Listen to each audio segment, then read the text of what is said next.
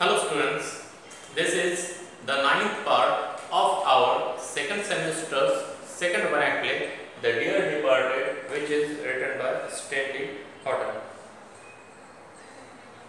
So open your book, page number 142. On this page number, first dialogue.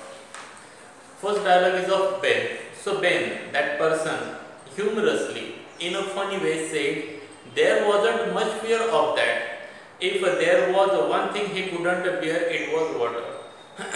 So Ben told that Emily, that old person who died, that person was only afraid to the water. So you don't need to be fear because that person cannot be allowed. That person is dead. He laughs, but no one else does. And that time, Ben laughs loudly, smiles loudly, and that time no one was smiling, no one was laughing, everyone was looking towards him. Then Mr. Jordan paint. Paint, it means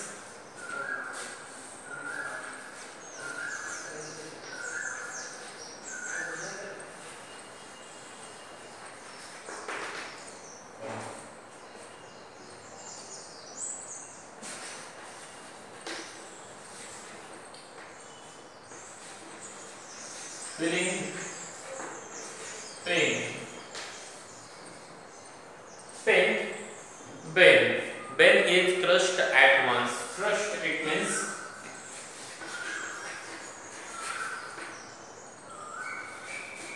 feel great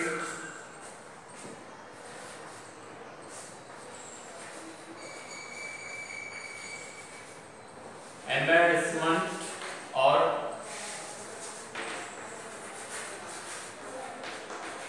disappointment. Ben is crushed at once. At once it means immediately. So Mrs. Jordan was very painful. She was looking very angry because that very serious occasion Ben was laughing. He was trying to make some kind of fun joke there. Therefore, his wife Mrs. Jordan was very unhappy, and in anger she told Ben, look at Ben, and angrily told him just Ben. And after that, Ben understood that I did some kind of fool thing, or I behaved silly, foolishly in this situation. After that, he felt great embarrassment or disappointment. Mrs. Slater piqued. Piqued, it means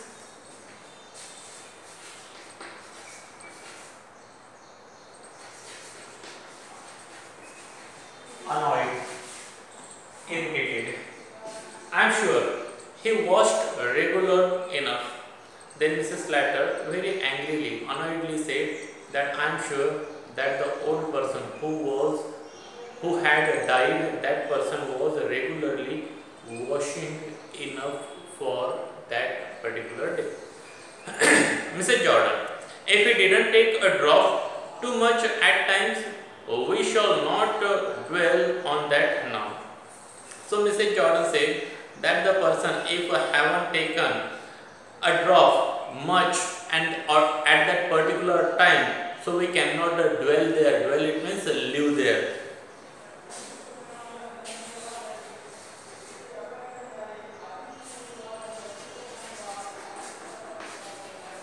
So we cannot live in this kind of place. Mrs. Slater. Father had been married this morning. Merry, it means happy, extremely happy or cheerful.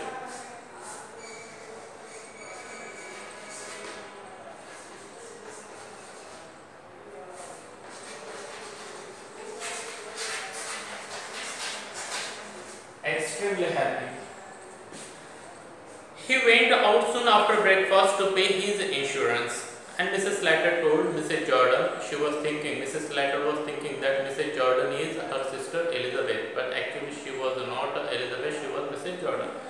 So Mrs. Slater told that father in the morning was very happy, and in the morning after breakfast our father went to the insurance to pay that particular sum of money.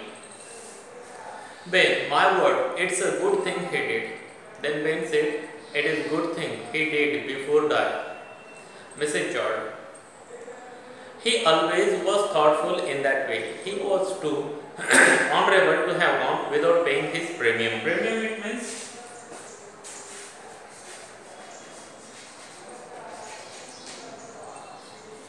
some it means money paid for insurance. So Mrs. Jordan said that the Emily, that old person, was very thoughtful, very caring person, and before dying he paid his premium for that insurance policy. Then Mrs. Slater, well, he must have gone round to the ring o' bells afterward. Then Mrs. Slater said, after paying the premium of insurance, he must have gone towards the ring o' bell, that is a place, for he came in a merry as a sand boy. Merry as a sand boy, it means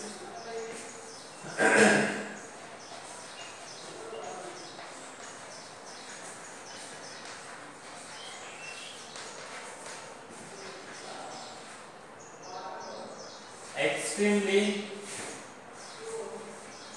cheerful and happy.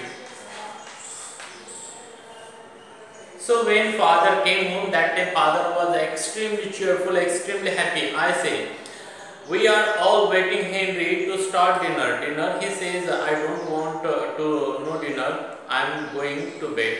So when Henry came, I told Henry that take your dinner, but that time Henry said that I cannot take dinner because there is the old person who is died in our house. Ben shaking his head, ah dear.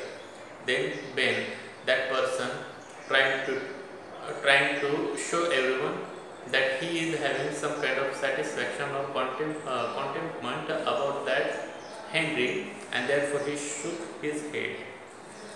Henry. And when I came in, I found his undistressed, it means